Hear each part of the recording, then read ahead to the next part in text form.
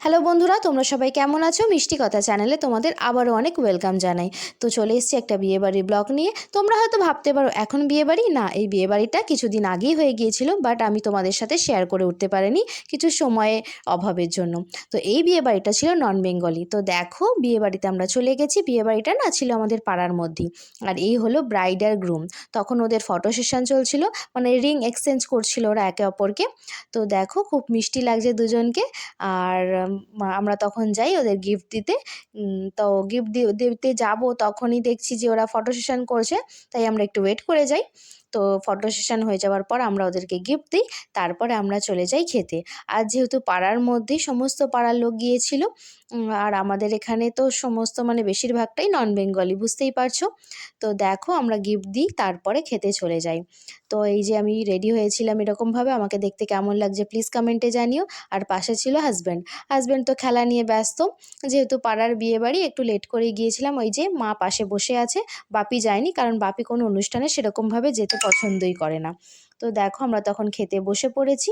আর সকলেই সেদিনকে খুব একটা খেলা নিয়ে ব্যস্ত ছিল, হয়তো কোনো একটা ম্যাচ ছিল সেদিনকে, আমার ঠিক মনে পড়ছে না।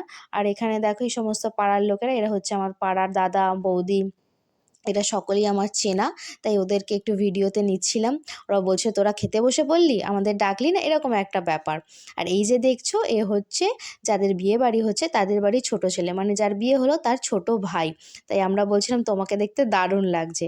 তো চলো খাবার মেনুতে ফিরে আসি। খাবার মেনুতে ছিল ভেজিটেবিল সস, কাসুন্দি ও স্যালাড। দেখো হাজব্যান্ড অলরেডি খেতে চালু করে দিয়েছে, মা তখনও বসে আছে। তারপরে এলো নান ও চানা মশালা। নান চানা মশলা খেতে তোমাদের কাদের কাদের ভালো লাগে প্লিজ আমাকে কমেন্টে জানাতে পারো। নান চানা মশলার পর চলে এসেছিলো কাশ্মীরি আলুর দম। ওই যে বললাম নন বেঙ্গলি, ওনাদের না কোনো রকম চিকেন বা ফিশ ওরকম কিছু হয় না রান্না।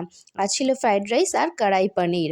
ওই যে পনির, কোনো রকম চিকেন বা কোনো মাছের আইটেম ওনারা খান না বিয়েবাড়িতে, মানে কোনো অনুষ্ঠানে ওনারা আঁশ পেঁয়াজটা রাখেন না, এই আর কি। তারপর ছিল চাটনি, পাঁপড় আর রসগোল্লা আর পান্তুয়া। আর তারপরে ছিল আইসক্রিম। তো দেখো এটাই হলো আমাদের বিয়েবাড়ির খাওয়া দাওয়া, তোমাদের সাথে শেয়ার করলাম। আর একটু বিয়েবাড়ির পর একটু ফটোও তুলেছিলাম, সেটাও তোমাদের সাথে শেয়ার করলাম। তো ব্লগটা কেমন লাগলো অবশ্যই কমেন্টে জানিও। তো চলো টাটা।